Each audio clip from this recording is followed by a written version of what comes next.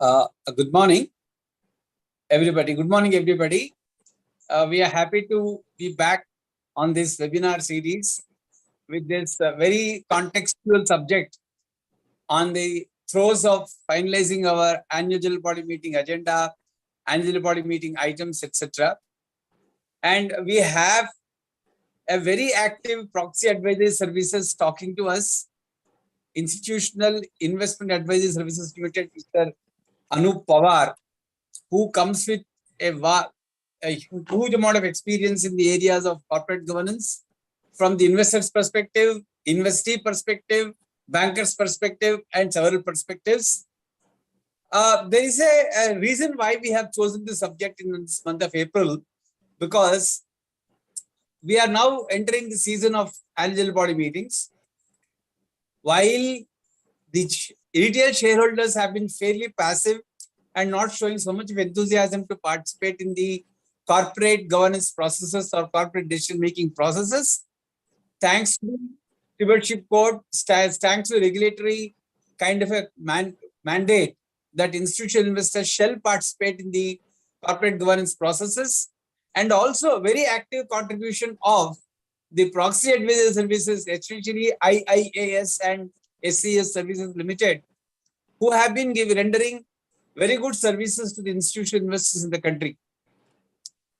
We see that these proxy advisory services are very sensitive and they are very attentive to certain decisions being taken, which always are questionable in the context of a corporate governance. For example, the remuneration aspects, related party transaction aspects, selection and election of independent directors, their qualifications, and then finalization of accounts with or without giving the consolidated pictures or say subsidiary account details, etc. Quite often, the corporate action decisions, especially with respect to acquisition, split, bonuses, or even for that matter, mergers, amalgamations, where valuations are at a question, we see that corporates take it little light in terms of not giving as much information as possibly the shareholders deserve. In all these areas, institutional proxy advisory services have been very sensitive, and they have been very forthright and very professional and practical in terms of their suggestions to the investors, institutional investors, in terms of whether such resolution should be supported or not.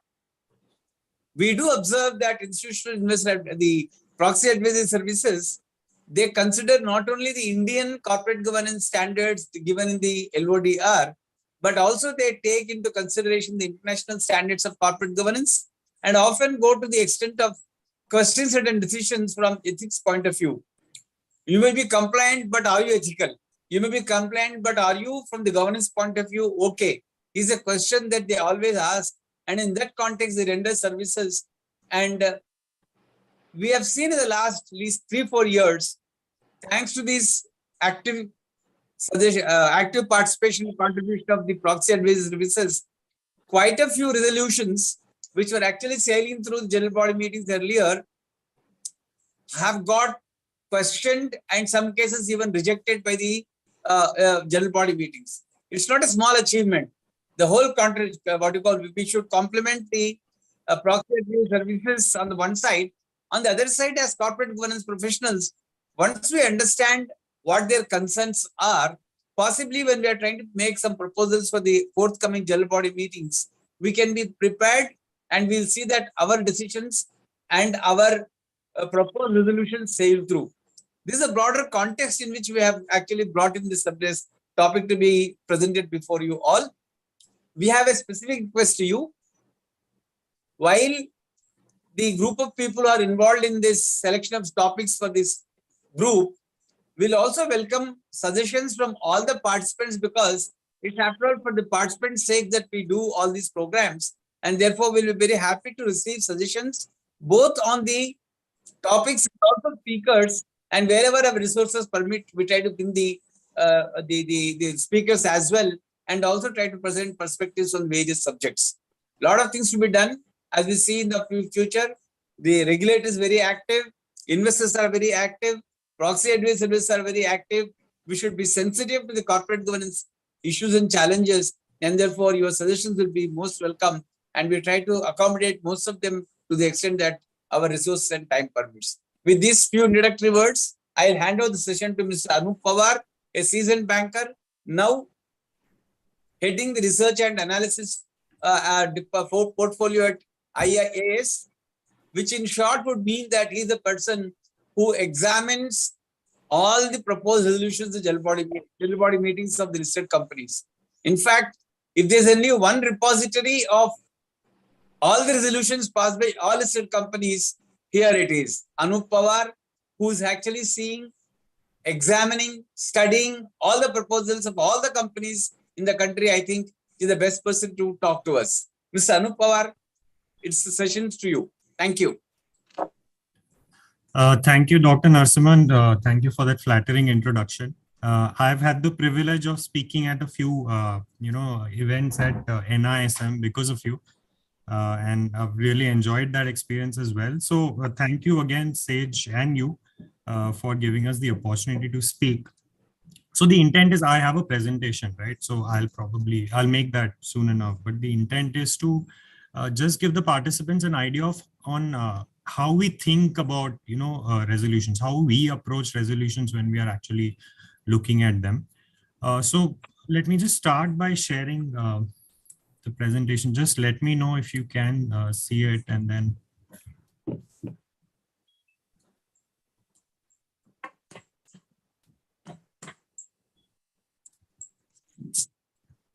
is this visible? Yes. Okay, great. So a quick introduction of IIAS. So we've been in existence since 2010. We right now, as we speak, we cover some close to 1,000 listed companies. So any shareholder resolution that's proposed by any of 1,000 odd companies, we kind of cover it. We write out our proxy advisory reports on it. So till date, from the time of our establishment, we've covered over 11,000 meetings as of now and counting. So every day that ticker just keeps increasing because of the number of shareholder meetings that we now cover. And if you look at that, resolutions number, that's a staggering number, 63,000 so far. So needless to say, we've seen every kind of resolution being proposed. We've kind of, analyzed every sort of resolution that's been proposed by these listed companies. And apart from that, right, as a proxy advisor, so one of our roles is as a proxy advisor, but we kind of take pride in saying that our role is not simply as a proxy advisor, but trying to improve governance practices across the board and trying to bridge that gap between investors and companies when it comes to disclosures or, how to disclose, what to disclose, how much to disclose. So we kind of make it a point to do a lot of research. We churn out a lot of research every year. All of this, so you can have event-based research. So with the Adani Hindenburg issue that happened, we put out a paper. There's certain specific themes that we do research on regularly, remuneration being a very important one of them. Any kind of regulatory changes that are coming in, we kind of put out our opinions. And these special reports, which maybe I'll come to in a lot more detail subsequently. And all of this, let me just tell you, all of this is available for free on our website. There is no payment that you need to make to access this research. So encourage all of you to go through our website. All of this research is available because the intent is to just make all of our thought processes and governance, whatever is happening in the governance and ESG space, available to everyone free of cost. We've kind of diversified, I guess, logically from G into ESG because of the amount of interest ESG is getting from the investor space. So if you look on the left, so that is a second party opinion. That is our opinion on the sovereign green bond framework issued by the government of India very recently, beginning of the year. This is unsolicited. So we kind of did our own research and put this out. We are a signatory to the PRI, Principles for Responsible Investment. So any decisions that we make, any of our thought processes, we have to embed ESG and G principles within that thought process. And subsequently, we were also empaneled with AMFI as an ESG ratings provider. On the right, you will see some ESG research. Again, that's available for free on our website. Do encourage you to take a look at that. In addition to that, we have multiple products. There is this governance framework that we have. We do a detailed score on listed as well as unlisted companies. Companies come to us, can ask us, how do we improve our governance practices? So that's the product that helps them do that. On the right, Dr. Narasimhan also spoke about it, but we have a repository, of course, in our heads, and we've kind of formalized it and put it into a web-based tool called IIAS Adrian. So that is a repository of any resolution that we've covered over the last 10 to 13 years. This is our board here. If you look at them, each of them very recognizable faces. Our management team, of course, is headed by Amit Tandon. Amit is on the call, incidentally. Hetal is our president and COO. So Amit is, running the day-to-day operations. He looks at all aspects of the business. Hetal is more responsible for the research kind of aspects. And we take pride in the fact that, we are backed by almost all of the largest corporate, financial houses in India. If you look at these names, all of them are recognizable. Although while all of them are, invested in us, they have an equity stake, none of them have a seat at the board, because we pride ourselves on being very, very independent when we give out, our advice. Before I get into, so what the plan is to, touch upon 3 or 4 types of resolutions which have the most pushback from investors, where there is a lot of debate in the minds of corporates and investors alike. So I'm going to cover broadly ESOPs because that's the flavor of the season, RPTs because honestly, that is the most time we spent on RPTs. I'm also going to cover remuneration. As Dr. Narasimhan said, the amount of debate again on remuneration, the kind of disconnect between investors and corporates that is there on remuneration is quite stark. So probably trying to explain that. And by the end, maybe just touch upon a couple more resolution types where I'll give you a sense of our thought process around it. So before I get into those resolution categories itself and what we look at specifically, I thought I'll just spend like a couple of minutes, not more, on our voting guidelines. Basically, it's a document. It's available on our website. It's a public document. We update it every year. It gives corporates and investors a sense of how we look at certain types of resolutions, and that covers all types of resolutions that we've come across. So there are some, close to 20 odd categories of resolutions that we've covered. And I also thought I'll give you a sense of our voting process. I know this is a lot of information on one slide, but what I would just like to highlight is, whenever there is a shareholder resolution that comes up, there's a lot of thought process. There's a lot of process behind how we finally arrive at the final recommendation that is eventually sent out as a proxy advisor. So what I'd just like to highlight here is that all of the resolutions that we cover, the final recommendation, the for or against, is not a single person's opinion. At the end of the day, it's the house's call. It's the house call. So basically, we have a review and oversight committee where a bunch of us senior folks sit and actually go through each and every resolution that's being proposed.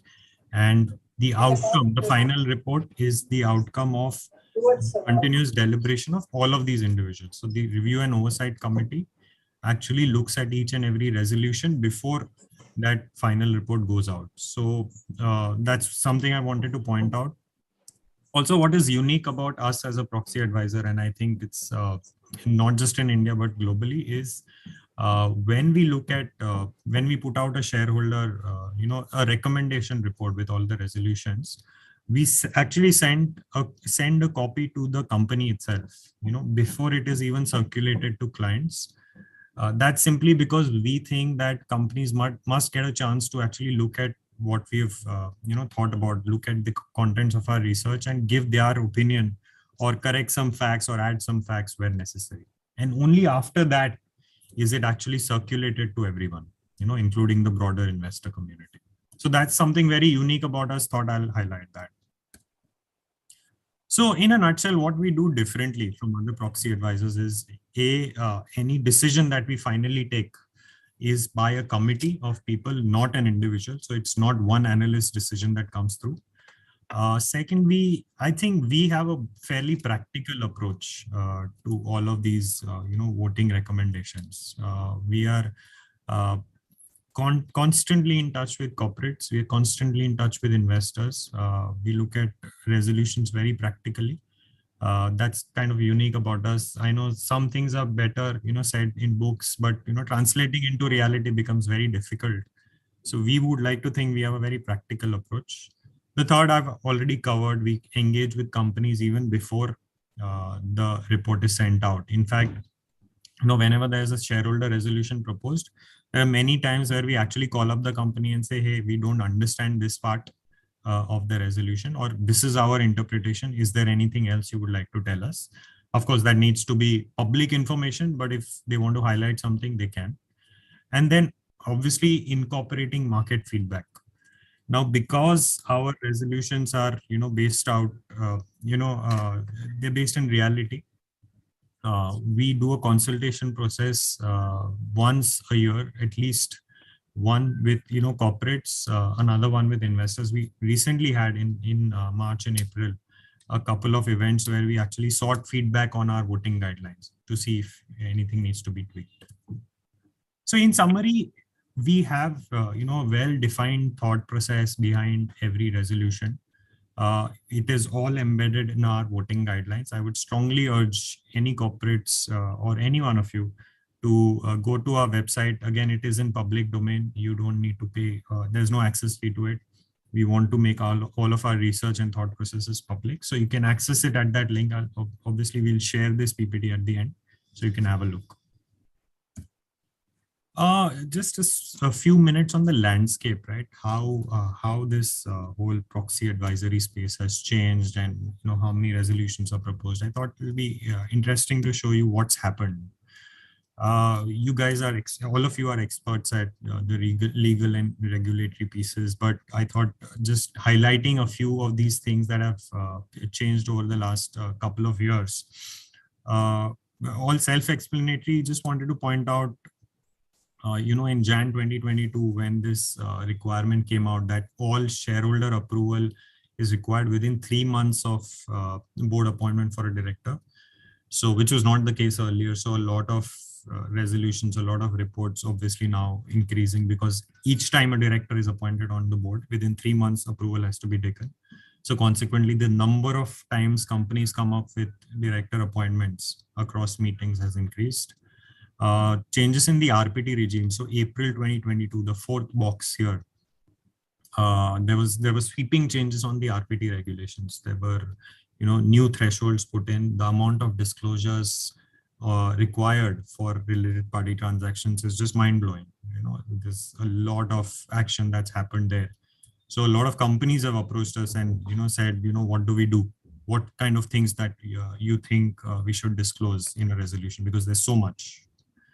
And finally, in March 2023, if you've gone through the board meeting minutes of SEBI's board meeting in March, again, sweeping changes being proposed, periodic shareholder approval for any director on the board. So that, that thought process around director permanency, directors not being liable to retire by rotation may soon go away. Of course, that's yet to be notified. And any special rights embedded in articles of association, again, that needs periodic shareholder approval. I'll touch upon that briefly as we go forward.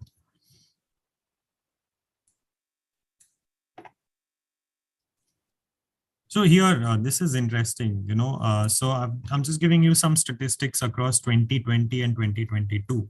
And this is all the shareholder meetings that IIAS has covered, and we cover around 1,000 odd companies. So this is probably indicative of what is happening in the Indian listed capital market. So if you look at the chart on the bottom left, you will see the number of meetings. So this is AGMs, general board meetings. Extraordinary general meetings are EGMs. NCMs are an internal acronym, but these are NCLT convened meetings. So basically schemes or anything that needs NCLT approval, postal ballots, and then the total. So that number of meetings has gone from something in the range of 1,100 to 1,800, right? Because of these regulatory changes, and obviously also a function of the fact that we cover more companies. And if you look at the skew of the meetings, that happen through the year. So this is like, this is the calendar year 2022 meetings on the right. And the number of meetings that we cover in September, in the month of September, because that's AGM season and companies have to conduct AGMs before the 30th of September. We covered something like 438 meetings in the month of September itself. So that should give you a scale of the amount of work that we do on resolutions. It's a similar chart for shareholder resolutions themselves. So in 2020, we covered 5,800 resolutions. In 2022, that number has gone to 8,500. So quite a significant jump. This is probably the most interesting to me. This is the NSE 500, and what is the percentage of resolutions that have been defeated, that had not gotten shareholder approval in each of these calendar years, 2020, 21, 22. So you will see that that number is quite low, right? So you might think that, given the amount of pushback by shareholders, that number will be very high, but that number is, reasonably low. That's a function of two things. One is, companies are also starting to understand that, investor interest is increasing. They need to propose shareholders resolutions which are steeped in reality. And, it has to be practical. And therefore, that number has remained low. Another reason is, and that should be evident from the slide below, is, because India is largely a promoter-driven kind of corporate environment. So around 2/3 of all the companies listed in India are promoter-head, right? In stark contrast to what is global. Globally, you will see a lot of institutionally held companies. India is kind of different. So that number below shows what are the percentage of resolutions that were carried only because the promoters voted. And that number, if you see, is quite high. It's around 16% in 2022, which means that because of promoter votes, they've managed to scrape through, a large chunk of those resolutions. Otherwise, that defeated number would have been very high, right? Right from 3%, it would have been very high. This is, to me, the most interesting kind of chart that we have. So how to read this chart is simple. This is percentage of resolutions where institutional pushback, which means pushback by institutional investors, where institutional investors have voted against, is greater than 20%. So more than 20% of institutional investors have voted against these many percentage of resolutions from the overall universe. So if there were 100 ESOP resolutions that were proposed, 70% of ESOP resolutions had greater than 20% institutional pushback, which means there was some disconnect between what the company wanted to propose and what the investors finally perceived or what the investors did not like. And that number is the highest for ESOPs, which I'll come to in a lot more detail. Second highest is schemes and transactions with 31%. Remuneration is very high, because there is always a disconnect with remuneration at 28%. Incidentally, if you see, the aggregate average for all resolutions is 16%. RPTs is at 15%. That number has come down, right? There used to be a lot more pushback for RPTs, but with regulations getting tighter and tighter, with the amount of disclosures being prescribed increasing by a vast amount, that number has actually come down. So it's around 15%, which is in line with the average. So with that, let me just take you through, ESOPs and what happens with ESOPs. So wanted to give you some headline numbers. We covered in 2022 something like 291 ESOP resolutions. So 291 ESOP resolutions were covered by us as part of the calendar year 2022. Only 3 were rejected. But again, like I said, 70% of these had over 20% institutional investor dissent. which means that if promoters had not voted, yeah, promoters can vote on ESOP resolutions, but if they're not voted, maybe that number of ESOP resolutions rejected would have been much higher. So what do we look at, and what do investors look at when it comes to ESOP resolutions? Number one, exercise price. By far the most important kind of feature of ESOP resolutions. Now there is, let me explain this in some detail, because there is a disconnect in corporate India versus the investor community when it comes to exercise price. So how companies look at ESOPs is like any other cash incentive, right? They will say that, ESOPs are a way of rewarding employees. So even if I give it at a discount to market price, so if, market price is currently 100, at the time of grant, they are granted at say face value or 10 rupees. They say, okay, fine, it's the employee that I'm trying to reward. So what is the problem? Investors look at it very differently. And this is across the board. Over the years, over the last couple of years, the number of investors calling me up or calling us up on ESOP resolutions has just multiplied. Because how investors say, look at it is, that if an ESOP is granted at a huge discount, okay, if market price is 100, you're granting it at 10 rupees. What is the incentive for those employees to work harder?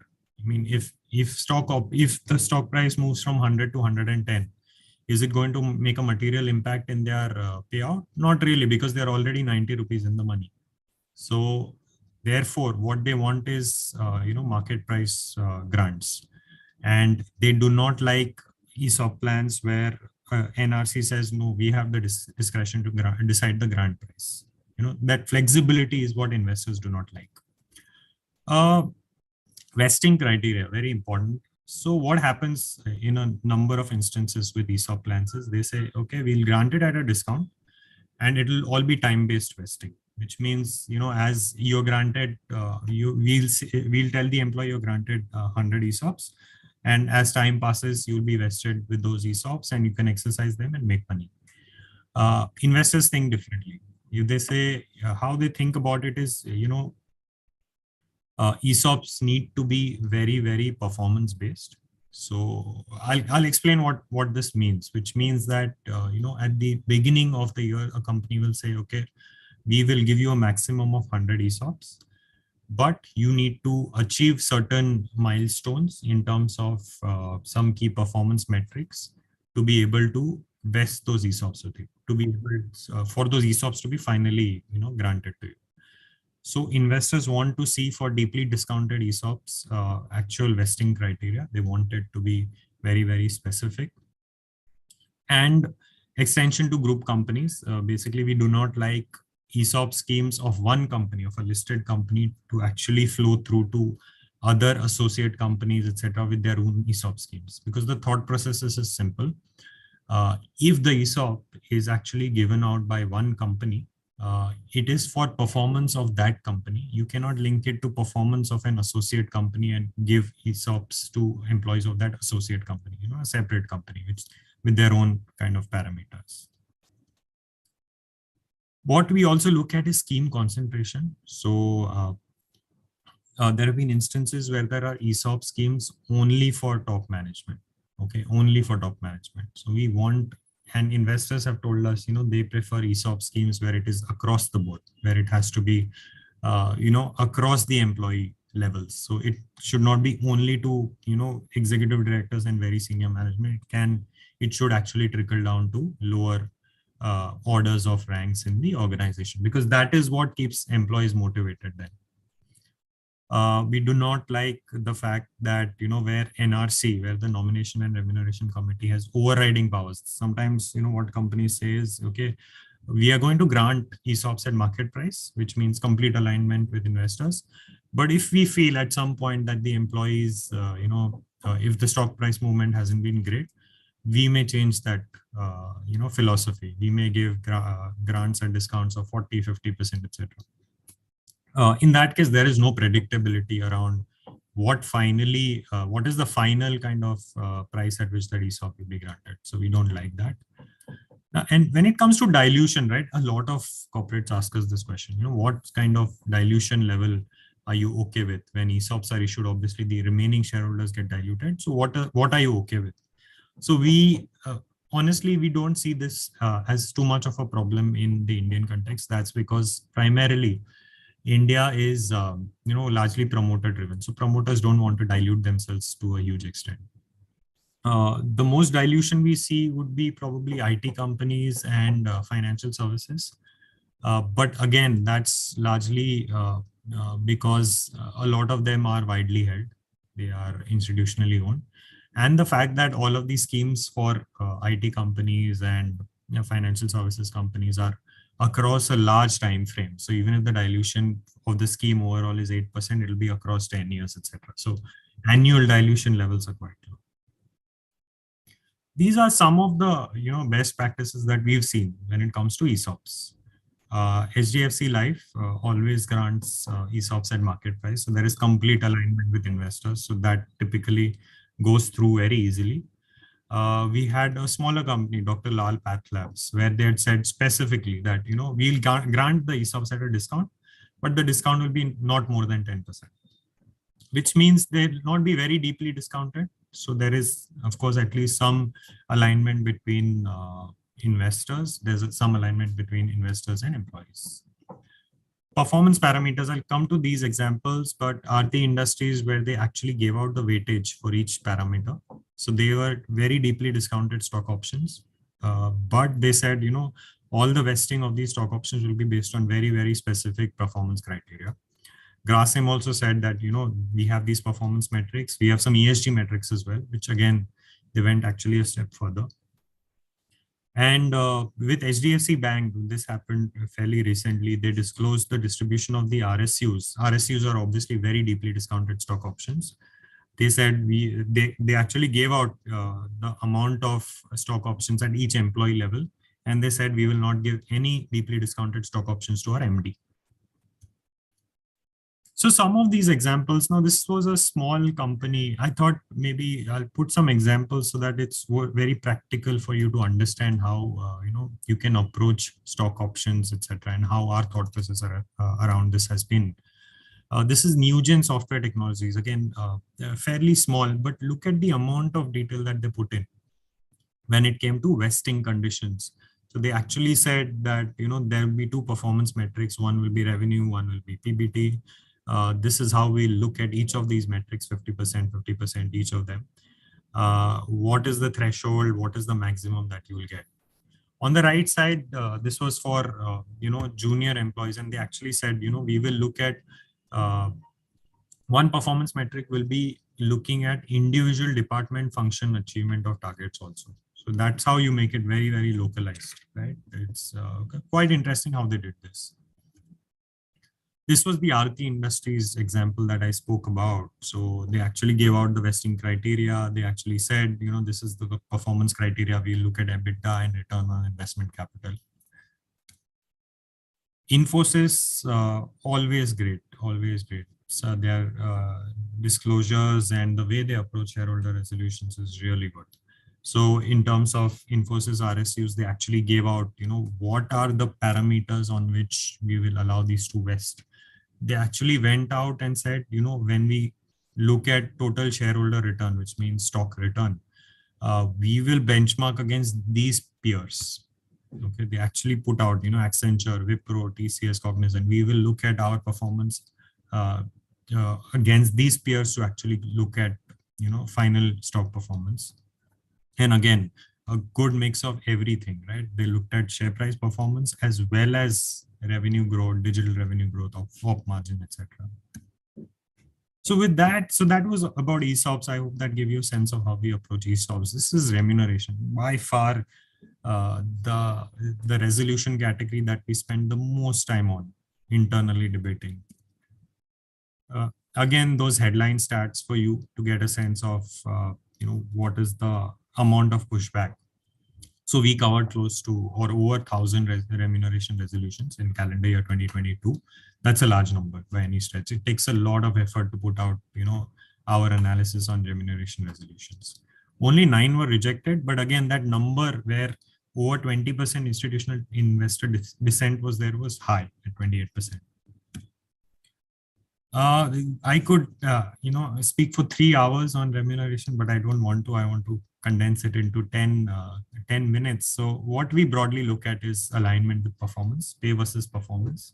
The directors included a large part of variable kind of component, long-term as well as short-term. Long-term is typically ESOPs, short-term is cash-based compensation to align with company goals. So what this means is, it has to be linked, remuneration has to, at that level, board level, has to be linked with performance of the company. And the way you align, you actually put out, performance metrics and you align it with performance is by adding a huge variable pay component. So if the company performs well, you take home a larger salary.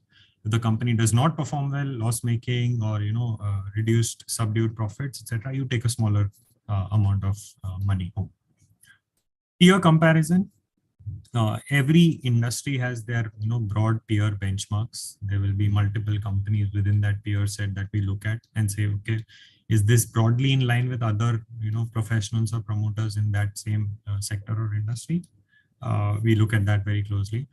There are certain industry types which honestly have struggled with, or at least investors have struggled with very poor remuneration disclosures and very high remuneration levels. I could give you a few examples. Pharma is an industry where remuneration levels have been typically very high. Cement companies, again, remuneration levels have been typically very high, especially for the promoter run kind of companies. We also look at pay from other companies where there are payments being made in the to the director from other companies in the group where shareholders have no ability to understand how much it is that they're getting from other companies in the group. We don't like that, and neither do investors. We look at stock option disclosures. Very few companies in India actually disclose the amount of stock options that may be granted to directors when it comes to remuneration approval. So that's been like a chronic issue in corporate India for a long time. We struggle with it as well. Performance metrics for variable pay. Like I said, right, pay has to be linked to company performance, and investors and shareholders need to understand why is it that you're paying a certain amount as variable pay. How are you measuring, alignment with company performance? How are you actually measuring the performance of a director?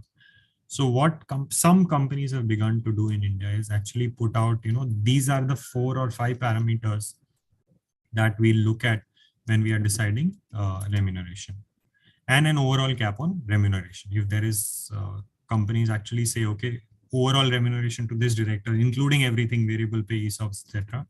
If there is an absolute number, some companies do it very beautifully. I'll come to that example. We really like that. Some additional factors, I'll just run through them. Pay fairness. If what happened in COVID, right? And this was unfortunate, but what happened in COVID is many companies actually told their employees to take a pay cut, but the actual CEO or the promoter, professional CEOs sometimes and promoter CEOs sometimes actually did not take a pay cut or took a smaller pay cut. And when the impact of COVID went away, it's not like the employee remuneration jumped by a huge amount, but the CEO remuneration jumped by a very large amount, 80-90% in some cases, which we thought was unfair. We also look at overall family remuneration, and if there is, any conflict of interest, if the NRC has promoter directors inside. So some of the best practices that we've seen, like I said, Infosys does a phenomenal job when it comes to remuneration, ESOP disclosure. And generally, I think on all governance and ESG parameters, if you want to look at some of the best practices in the industry, you can actually go to, Infosys' site, go to their annual report, look at their sustainability report and get a fair sense of how well they, do these disclosures. So when it came to Salil Parikh's remuneration, right? Salil Parikh was got something like 80 crores, right? When it came to his remuneration in FY22. But there was barely any shareholder pushback because that number may look high, but when it came to disclosures, it was phenomenal. They had disclosed the variable pay, they had disclosed performance parameters, they had disclosed how many ESOPs he's liable to get. That actually proved that he deserves to get this much because of his performance over these 4 or 5 parameters.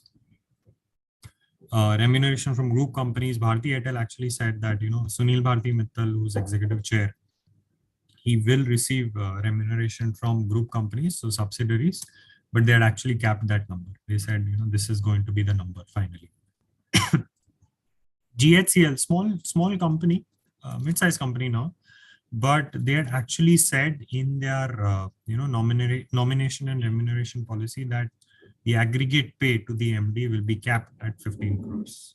So this is one of the rare instances where we've seen the company actually put it out and say that while there is a structure, there is a variable amount, etc. This is what we are going to cap the overall remuneration. The remuneration, including ESOPs, everything will not exceed 15 crores. So this is the Infi example, just leaving it there. They've said, even time-based stock options, they said it was fixed compensation, variable cash compensation, performance grants, everything, right? Total performance-based remuneration, so variable pay, overall remuneration, everything was actually put out in a lot of detail here. These are the performance metrics. I spoke about performance metrics being very rare in the Indian context, but they're actually put out, these are the weightages. These are the broad KPIs, the key performance indicators that they will look at when deciding variable pay. Just again, just a visual representation of his pay structure. This is the GHCL example I was talking about. They had actually said that remuneration to the MD, including fair value of ESOPs, would be 15 crores. Overall, all executive directors would not get more than 30 crores. Again, one very rare example of an absolute cap being there on remuneration structures. Tech Mahindra, they had actually given out what is the number of stock options CP Gurnani will get.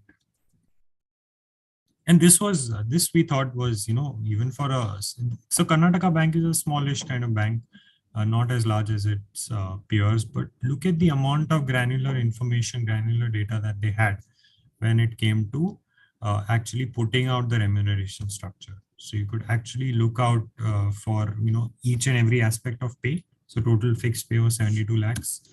There was variable pay with targets.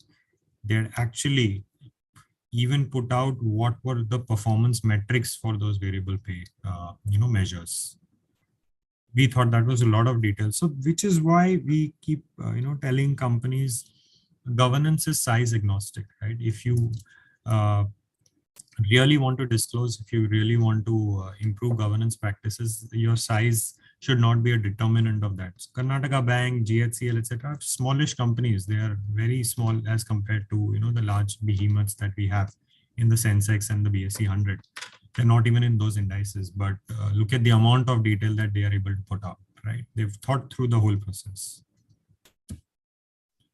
With that, let me just come to maybe a very contentious kind of resolution type, which is related party transactions.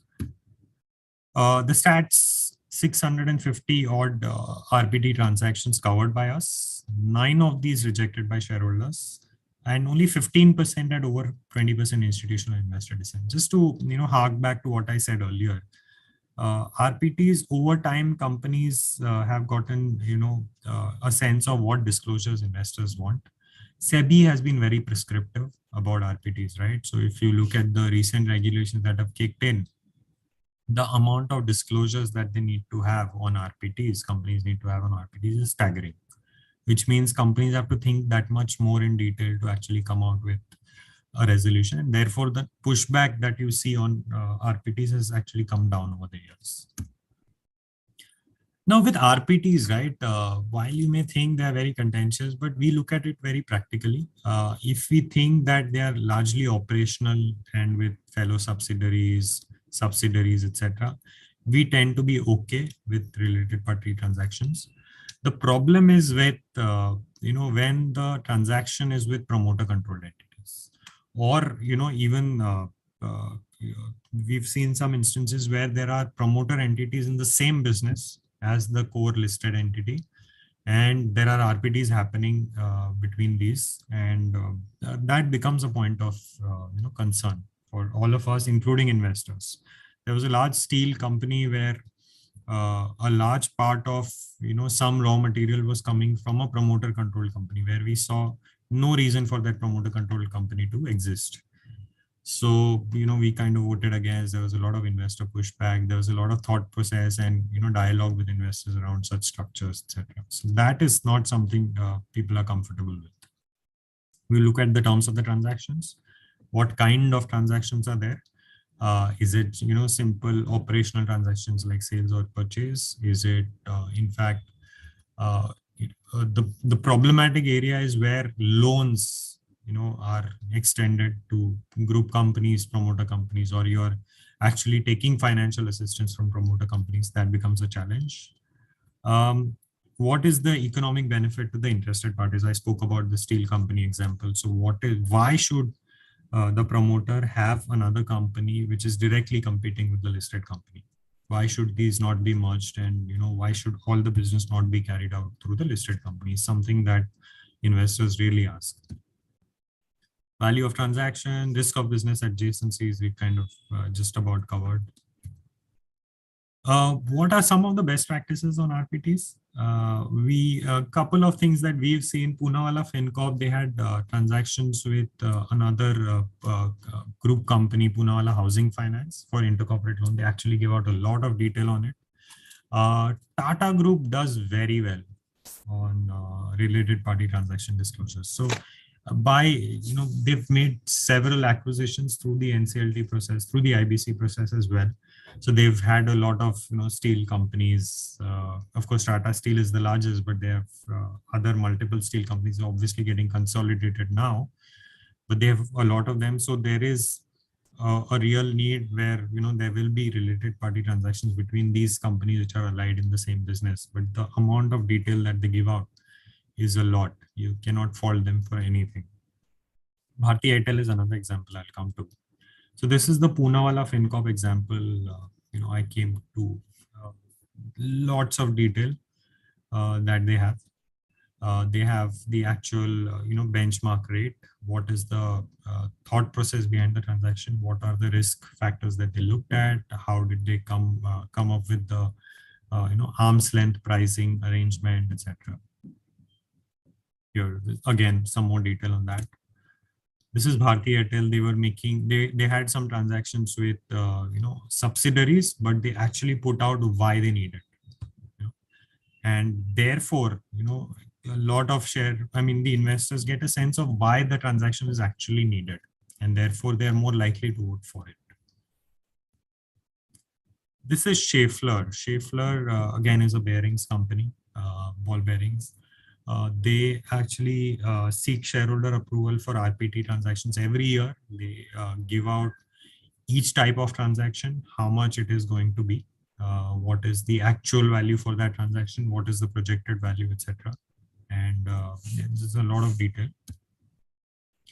So this was, broadly what I wanted to cover in terms of related party transactions, ESOPs, remuneration, all very contentious, but to be honest, with the right amount of detail, with a great deal of transparency, companies can actually make sure these resolutions don't face a lot of shareholder pushback.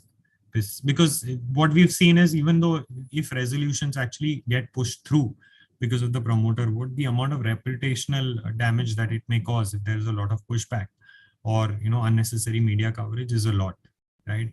Companies are best at avoiding that. Two other resolutions categories that I thought we would cover our thought process around. And what I would like to caveat this is with the fact that, there are a certain set of parameters that we cover in terms of these resolution categories, which are all there in our voting guidelines. But some additional things that we've begun to cover or begun to look at when it comes to these resolution categories. So director appointments. That is by far the most number of resolutions in a year are director appointments, simply by by the nature of the whole regulation itself, there needs to be director for actual appointment on the board, there needs to be specific approval. For removal, there needs to be approval. For reappointing a director, there needs to be approval. So the number of director appointment resolutions in the Indian context is very high.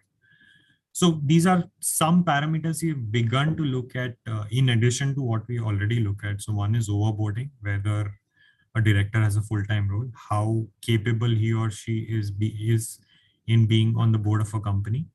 Do they have enough time to actually spend on any of these?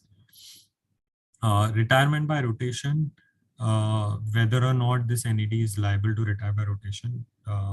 Again, SEBI's recent board meeting has actually made it clear that they don't prefer the idea of some directors not being liable to retire by rotation. So what happens when someone is not liable to retire by rotation is the fact that once they are on the board, it is effectively in perpetuity.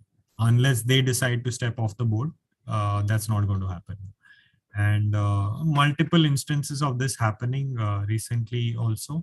So there was Dish TV where Jawaharlal Goel was voted out by shareholders, but by dint of being non-rotating, he could stay on as NED on the board. Of course, finally he stepped away. Started with Vijay Mallya, right, where he was out of the country and because of all of these issues surrounding his companies and himself. And just by nature of his seat being non-rotational and him being embedded in the articles of association, his name, they had a very tough time actually pushing him off the board, even with like a very minimal shareholding of below 4%. We are also beginning to look at business relationships where independent directors, companies have independent directors, where the independent director may have a small or large business relationship, while they may be well within regulations, where they don't fall under the definition of pecuniary relationship as defined by law. They may still have some relationship. We see this a lot with a number of companies where there are lawyers on the board, and they or their firm is actually providing legal services to the firm. So then you question their ability to be truly independent. We look at governance failures. Now this is a new one where there have been directors. Supposing there's a director who's been on the boards of other companies, and during whose tenure there have been major issues with the company, including governance failures. We may actually look at that when contemplating their appointment on another board. They are basically their reputation or track record. So that's on director appointments. These are some of the new things we've been looking at now, because that's how investors have also moved. And this is alteration to articles of association. Again, significant disconnect we see between investors and corporates here, where these are some of the things that we've begun to see. And of course, what SEBI is also planning to do is put this under more scrutiny and periodic shareholder board nomination rights, where there are sometimes what happens is there are private equity investors on the board. They have some significant investment or not so significant investment. They could have low shareholding but still have a seat on the board. So we actually look at whether these board nomination rights, whether these seats are actually tied to shareholding thresholds. So does the fine print say that they will have at least 10% to have one board seat, or is it just kind of a broad brush statement saying that we will have a board seat irrespective of shareholding, which we don't like. Non-rotational board seats, whether or not they retire by rotation, again, that leads to board permanency, like I just covered. Committee nomination rights, we don't really like any investor nominee, any private equity nominee getting automatic kind of nomination rights to statutory committees. So there are some instances where you will have companies which say, okay, this is a private equity which has say 4% in our company. They will have automatic access. They will be members of the audit committee or the NRC committee. We don't like that, because The intent of these committees is that the board needs to select those committees, and there should not be automatic, appointment rights on any committees. And quorum requirements. Now, this is interesting. We see this a lot, where companies say, if the investor nominee, if the private equity nominee is not present for a meeting, that meeting cannot happen, because we will say that quorum is not met. This, of course, gives the investor the ability to stall meetings for as much as they want, right? For as much time as they want, etc. Which again we think is unfair. So these were, broadly what I wanted to cover. So I've covered something like 6 resolution categories. But what I would like to end at least my talk with is the fact that, we look at each of these resolution categories in a lot of detail. There's a lot of data that we have when it comes to resolutions. Like I said, by the time, this talk occurred, that number keeps changing, but the number of resolutions we've covered has exceeded 63,000. So needless to say, we've kind of seen every form and type of resolution there is. And we've kind of, the intent is again not to be hostile as a proxy advisor. The intent is to give corporates a sense of how we operate. The intent is to bridge the gap between corporates and investors, because investors have a sense of what they want to do. Corporates think they are doing it in the best interest of investors, but there is a disconnect sometimes, which is why shareholder resolutions get defeated. There's a lot of pushbacks. The intent is to actually bridge that gap and improve. At least I would like to think that we want to improve as a proxy advisor. We want to improve governance quality in the country. It's not us alone who can do that. All market participants have to be included, which is why we engage with corporates. We talk to companies, irrespective of any commercial dealings. We talk to them, we tell them, okay, this is what investors expect. This is what you need to disclose. On the other hand, with investors, we are trying to educate them on, this is good practice, this is what bad practice, this is what is happening globally. We are slowly getting there. We kind of try to bridge that gap, through our work, is what I would like to believe. So this is what, I had to say. Happy for questions. What I also asked, one of my colleagues, Vinesh, to do is, like I said, all of this data that I showed you is from a resolution database called Adrian, named after Adrian Cadbury, who's regarded as the father of modern day governance. He wrote a paper on governance, which has become like the gold standard. So I thought maybe it'll be good for you to have a look at, the kind of data you have access to now when it comes to analyzing resolutions or creating resolutions of your own. So I'll ask my colleague at whatever point, and depends, Dr. Narasimhan, let me know what is the ideal time to do that, but there'll be a short 10-minute kind of demo of what that tool is and what it's capable of doing. I think let us finish it off so that we can go to question answers thoroughly. Vinesh, you want to just give a very brief overview of Adrian?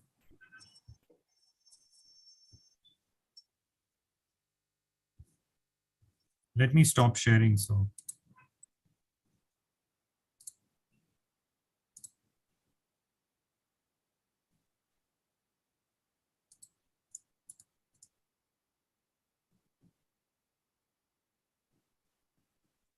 Oh, Dr. Narasimhan, if it's possible to unmute him or give him access. Mr. Vishwanathan, you may have to unmute him, allow him to share something. Controls are with Mr. Vishwanathan. Very good. Yeah. Thank you everyone. Thank you, Anup, for that introduction. And thank you, Dr. Narasimhan, for having us in this webinar. So I'd like to use my 10 minutes in showing you our repository, which is called Adrian. Like Anup rightfully said, it is named after Sir Adrian Cadbury. And okay, let me begin. I'll just pop my screen, and the next scene that you'll see is of Adrian. Sir, can you help me with sharing the screen, please? Can you give me the access?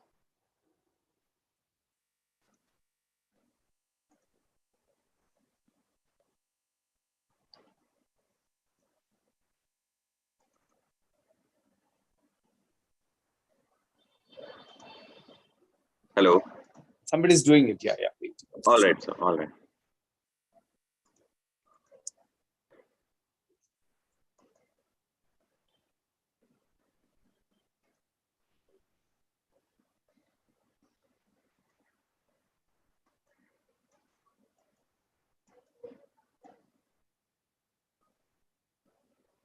Mr. Vishnathan? Mr. Vishnathan, can you please share the controls with him, please? Yes, I can share my screen now. Just give me a moment, please. Okay. All right, sir. Right, sir. So yeah, so the screen that you see in front of you is the dashboard or the homepage of Atrium. So this will give you a little bit of idea of what all data is available on our tool. So this will show you the total number of meetings that we've covered, the total number of resolutions that were in those meetings, the total number of companies that are in our coverage list, and the total number of investor data that we have on this tool. On the bottom, what you see is a laundry list of all the upcoming meetings. This is one available in meetings view, where it will show you name of all the companies, or it is also available in resolutions view, which will show you each and every resolution and also give you a little bit of details like the type of resolution, what was the resolution description, what was R as in IIAS view, and the overall voting breakup and voting outcome. So yeah, this is the homepage of Aiden, and on the top we have a free search bar which allows you to search anything. For example, if you want to look for a company, you can type in name of the company. You can type in name of name of any of the investors, or you can also search for a particular resolutions. So for example, I'd like to, for example, if you're looking for a FMCG company, let's say Nestle, you can just type in Nestle over here, and the company will show right here. What this also shows you is all the meetings that we've covered so far. So for our purpose, what I'm going to do is I'm going to take you through one of these meetings and I'll show you what all data is available on this tool. So first thing that we capture over here is the profile of the company, which again will show you all the meetings. It will show you what is the script code, the NSE symbol, the ISI number, the sector and the industry that this company operates in. Then the details of this particular meeting, that resolution, the type of resolution, what was the IIAS view, and what was the final voting outcome. We've also had the notice over here, which is also made downloadable and printable directly from here. Then we have the detailed recommendation report. Again, this is also made downloadable and printable. Then we have the breakup of voting outcome. This will give you details as in the total number of votes polled, votes that were in favor and votes that were against by each of the promoter investor group, be it promoter and promoter group, the institutional holders or others or retail investors. Now this is also available in percentages. So you definitely understand how much percentage of votes are coming against and from which investor group. Then we have something called how each investor voted, where we have listed all the investors and how they are voting for this particular resolution. Again, their rationale for voting is also listed over here. So once you hover on this tick mark, their rationale will also show up. Right? This is the meetings view. Then we have something called a resolutions view, which will allow you to search for resolutions and also fine tune your search further. So what we have done is to help you fine tune your search. We have added various filters over here. So for example, if you're looking for a particular resolution category, you may select it directly from here, click on save, and only those particular resolutions will show up. For example, if I'm looking for director's appointment, I'll select this, I'll click on save, and only those resolutions will show right here.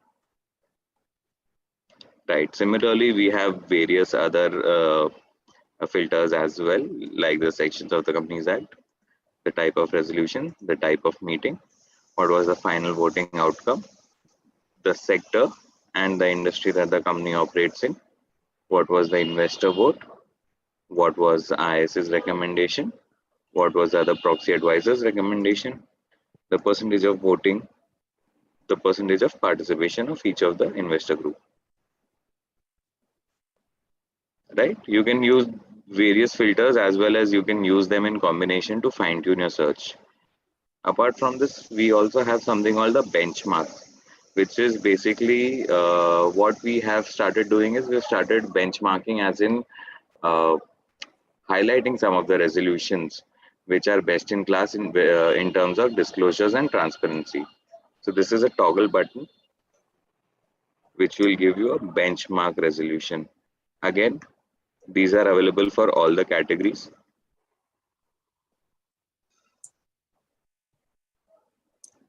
So basically we have benchmarks for each and every resolution category, and these are also updated regularly. So you will see there's a resolution that was benchmarked like 10 days back. So these are also regularly updated. Then we have something called the company's view, which will allow you to search for a particular company. You can type in name of the company and this will also show up. Then we have something called the investors view, which will give you the voting history of various investors. So like I said, we have data of about 244 investors, which would include your mutual funds, your pension funds, your insurance funds, some of the AIFs, which are category 3, and some of the foreign institutional investors as well. I'll just show you what all data we have when it comes to the investor voting history. So yeah, this will show you all the resolutions where Aditya Birla Sun Life AMC has voted, and this will also give you the voting breakup. Again, here if I want to actually compare my votes of 2 of the investors, I can again do that. It's very easy. I'll just type in name of any of the other mutual fund, for example, HDFC. I'll select this. And now I can side by side compare how these 2 fund houses are actually voting. This will also allow you to understand what is the investor voting trend overall going in the market. Like Anup just mentioned, we have the voting guidelines, which is like the Bible that our analysts actually refer to while they're preparing the recommendation report. This is also made downloadable and available for everyone to review and use. Then we have something called the alerts feature, which allows you to configure 4 types of alerts. These are for upcoming meetings, for voting outcomes, for recommendation report when it's out, and one where the voting outcome is specifically rejected. So these are the 4 types of alerts you can set for any of the companies. You can select various companies from here, or you may select indices or the resolution category, the section of the Companies Act. And you can also set the frequency of these alerts, and a mail will pop up depending on the frequency you have set. Right. So that's all on Adrian, sir. If anyone has a question, please you are free to ask. I think we'll take questions for you and Arup together. Sure, sir. Yeah. To start with, Arup, I have 1 or 2 questions for you. One, were there any observations you made on the board evaluation, which is the emerging topic just now? On board evaluation, did you find any resolutions or remunerations linked to board evaluation that was being done? That's one thing. And second question I have is that you have been very transparent and open with the market in terms of how do you recommend, what do you recommend, etc. Did you find that corporate governance standards have been on the improvement side, at least with respect to certain companies which are shown very bad earlier, but they're improving and have improved substantially well over a period of last 3-4 years? Any such observations? Kindly let me know. Thank you. Sure. Dr. Narasimhan, on the first one, right, board evaluation and remuneration linked to board evaluation. Now, the problem with remuneration is that, right, while the nomination and remuneration committee knows exactly why, hopefully knows exactly why remuneration at a certain level is being paid to an executive director, the factors that the NRC actually thinks or looks at before deciding on that remuneration is very rarely accessible to investors. So those performance metrics that define that variable pay, like in the case of, Infosys, where there was a lot of detail, that's very rarely seen in corporate India. So, what some companies have started doing when it comes to board evaluation is that they've actually started saying, okay, here are the results of the evaluation. Okay. Some companies, I'll give you a few examples. I think it was Cipla, there is HDFC, etc., who actually say, okay, we did the board evaluation exercise. Here is what we found. We found, for example, HDFC had actually said that we found that the board of directors wants to talk to senior management, one level below the executive directorship. They want to talk to other senior business heads as well to understand what they can do well, or what are the challenges, etc. And then they followed up saying, last year we discussed this. This was the progress made on that aspect. Oh, very good. I think, it's a great kind of start to have from corporate India. A lot of this is discussed internally, but not with stakeholders, not with external, shareholders. Naturally, But correct. linkages with remuneration, we've very rarely seen the results of a evaluation exercise linked to remuneration. Even if it's happening, it's not disclosed. Okay. On your second question on governance standards, that's a very interesting question, Dr. Narasimhan. So, what we've done over the last few years is, this is way back in 2016, in conjunction with IFC, which is the investment arm of the World Bank, IFC Washington, and BSE, our stock exchange. We came out with a corporate governance scorecard. Yeah. Okay, this is rooted in the OECD principles of corporate governance. So it has a great kind of framework behind it also. It's a set of questions, right? It's a set of questions where the response keys are 0, 1, 2. So we evaluated this. We started in 2016. We evaluated the top 100 companies on their governance practices. So what was like a very touchy-feely topic of governance, we kind of tried to make it a very quantitative number. Okay. And we did it annually. We are still doing it. We published a report in March. All of the results of all of these studies are on our website. What we found out, and you are right in saying that, we found that the governance standards based on this framework over the last 5 to 6 years has only increased. Oh, very good. Excellent. That's a very good news. Very good news. Yeah. Absolutely. And of course, thanks in part to regulation, but also thanks in part to, companies deciding that we need to improve. Oh, fine. So we've had companies who are, really languishing at the lower end of that spectrum way back when we started it, but they've come into the leadership categories now because they realized, they need to improve disclosures by a huge amount, and which they have. Do you have any 1 or 2 examples offhand to just suggest? Sure. So I'll give you a few examples. So Tata Group companies, they never figured in the leadership categories early on. Okay. Then they entered into a dialogue with us to understand, what are they not doing. And so there's an interesting comment made by, the Tata Power CFOs who came to our event very recently. They are now in the top few. They said, we were always doing this internally. We did not know we had to communicate this. We did not know that, investors want to know this, and we have to highlight it so that investors know we are doing it. We are a 100-year-old group. We thought they understand us and therefore we don't need to communicate, but it is important to communicate. They've realized it and they're doing a very good job of disclosures, and which is why they've kind of grown up the ranks.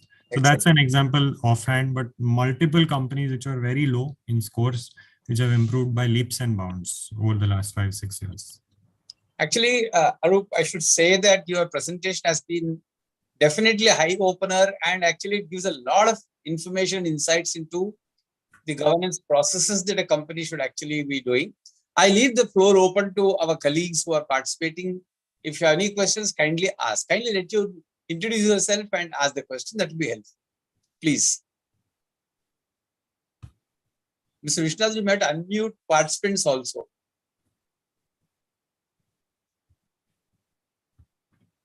Any questions, please?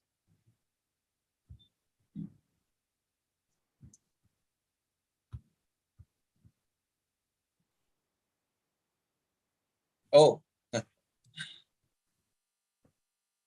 People are not asking questions. I don't know. Mr. Vishwanathan, you have anything to say?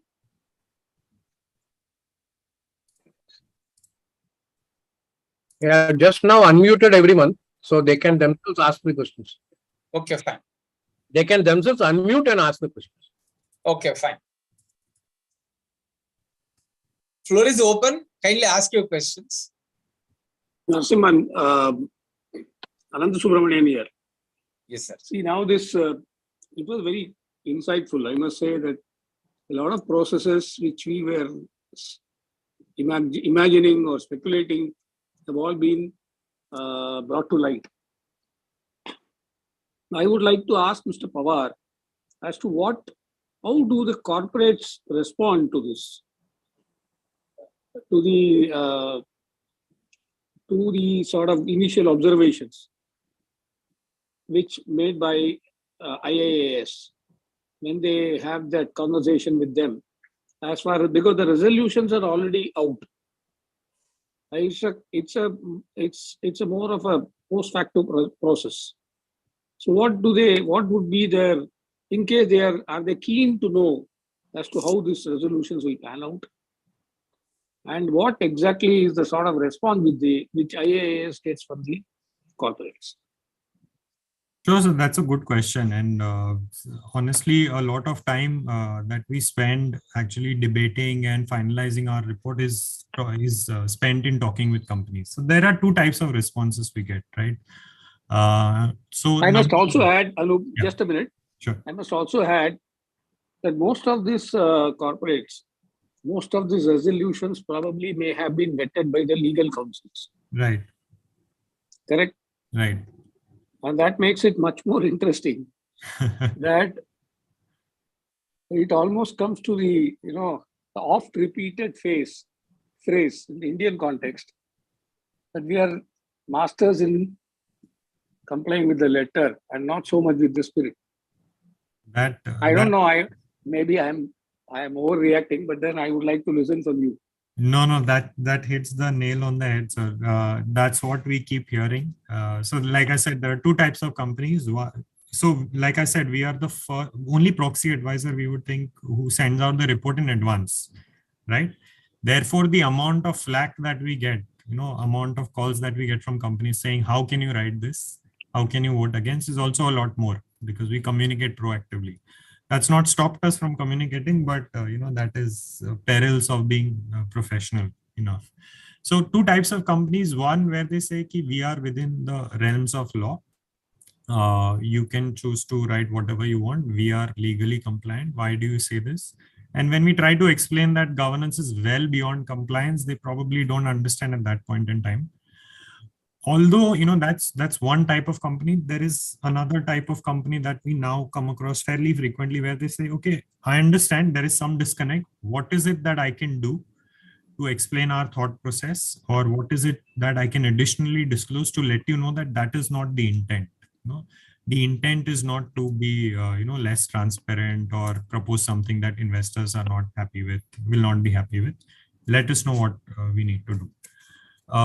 So that when it comes to that second type of company, we can tell them, okay, make this additional disclosure on the website, make this additional disclosure on on the stock exchanges, and we can take that additional information into our decision-making process once it's in public domain. So they recognize that, investors look at us very closely. Investors may have a different set of expectations that they are not aware of right now, but they'll learn. Often we see that the first type of company, right, where they say, we don't care, you can write whatever you want. When they see the final outcome, when they see that, investors have called them and said, why are you doing this? Why are you, not disclosing? IIAS has said that you're not disclosing XYZ parameters. We tend to agree. They then come to us and then say, okay, fine, now we get it. We get that there is a disconnect between what we want to propose and what investors are wanting to say. And then they kind of give us additional information. So that's a painful learning process for them. But a lot of them then, engage with us regularly, engage with investors regularly, because they understand they have to do it. I hope that answers I have one additional observation to make in this context is that most of the time, company secretary knows what's happening and what more to be done, but he's constrained in his own way. I don't want to say the details in this, but I'm sure that this kind of activism from the proxy advisory services and also activism from the investors, directors will get to know, promoters essentially will get to know that yes, transparency is the mantra going forward. Just now you given the example of Tata's. We do so many things internally, but we don't speak about. So similarly, I think promoters also will get to know that okay, jo karna hai karenge, but we would like to show what we are doing. Yeah. I think that will come very soon. No, completely agree, Dr. Narasimhan. We've heard this so many times where the CFO says, okay, the drafting of the resolution, we were not aware of, the aspects that investors want. I did not even personally supervise it, or the executive directors did not look at it. The secretarial department probably thinks, multiple pieces of information is not necessary. Let's just do the bare minimum and send it out. So there is a disconnect between internal departments, or the board is not aware of what's happening and what is the best practice, etc. Correct. So that happens all the time. You're right. Yeah. Anup Pawar, there's an add-on to this question, Sure. which is in terms of, do companies consult you before they draft the resolutions? Has there been any practice which you have, before which means they tell you that this is what, and this is precisely how we would like to structure this entire thing. So you're right. So companies ask us, of course, we don't look at non-public information. So if they're saying that, there is something we are going to propose and therefore we will come to you before we go to the exchanges, we say that's not possible. We are not going to look at it. In the unfortunate event that, they disclose something to us, we have to put an embargo on, stock trading in that stock, etc., because we don't want to deal with non-public information. Sometimes they do, come to us and say, we have some, broad resolutions that we want to propose on remuneration. What would you suggest that we do, in order to be transparent? So in that case, we can give them some soft guidance, not related to the actual resolution. We ask them not to disclose anything. We give them some broad guidance around the resolution type that we are aware of. So if it's a remuneration resolution, we tell them, cap the overall amount, give out performance metrics. That is what investors want. Tell the investors when you actually go out, how many stock options you propose to grant and all of that. So that softer kind of advice we do give them from time to time. And the number of companies wanting us to take a look at their notices has only increased. We refuse every time. We don't want to look at non-public information, because that's a big problem for market participants. But we give them soft advice because, like I said, our intent is to improve governance standards. We don't want to be hostile. We don't want to be non-supportive to even the corporate space. We want to be. So we do engage with them. Excellent. That's a very good practice. Yes. Any more questions? I think the database that you showed out as also is an excellent repository of information. People would like to do something new, which they have not had an experience earlier. They can actually come for it because you're giving her a benchmark. That's a beautiful part of the database that you have structured. I'm sure it's going to be very helpful for people who take this corporate governance seriously. Yes, it's an excellent repository. You don't have to go to the market at all. Come to your site, check on this database, and then find out what has to be done. I'm sure there's a pricing involved. I don't want to talk about pricing in this seminar, but I'm sure if your contact details are available on the presentation you have given, and people who may be interested to have a benefit of your repository probably will definitely come back. Mr. Vishnathan, you'd like to propose a word of thanks? Yeah, good afternoon, everyone. I find quite a few good number of participants who have participated in this webinar after a sojourn of almost 2 years. Hopefully, being the week, the month end of April and board meetings coming lined up. A lot of my company secretary colleagues have called me and told me that they would be watching the recording, and they've asked me to send the link to them. So it was a wonderful experience. Like last time we had Mr. Tandon telling us, and this time Pawar, I think, properly explained. and more the importance of proxy advisory, his recommendations, and also when you prepare your disclosures, we tend to see the requirement of the Companies Act, LODR, and probably sectoral standards. But we should also look at the requirement of the investor, what he is looking at. Or not only looking at the regulatory aspect will not do, we need to have that also in mind so that the resolutions can pass through without any issues. I think, thank you, Pawar, and also the IIAS team for giving us this giving us this presentation, and also giving your insights, and especially on those points where you informed about those resolutions, why did not they go through and why did they go through. I think it was a really wonderful 1.5 hours spent on a Saturday morning. Thank you. And I request all the participants, like what Mr. Narasimhan has already informed at the start of the program, in case you have any topics on which you feel we should be having sessions, you can write to us. We will send the email IDs to you. We have got the database. We will send you the email ID, and you can please do write to us, and we'll like to have those programs arranged. Thank you so much. Thank you, all. Dr. Narasimhan. Thank you for the opportunity, and absolute pleasure to be here. Yeah. Look Please forward to convey our it. special regards to Mr. Amit. Sure, I will. And we are ever grateful to you for the excellent presentation. Amit is already there, so I think he must be listening to us. Amit, can you come on mute? Because can you? I don't know why it's not just hold on. Let me. Yeah, there it is. I've been hearing Anup and all of you. Mr. Narasimhan, good to see you after a while. Good to see you. Excellent presentation. I loved it. Yeah. Anup you're in good hands with Anup and also Vinish there at the other end. But Anup did a fantastic job out today. A very fantastic job. Absolutely no doubt. No doubt about that. And I think it's a very good contribution to the whole cause of corporate governance in our country.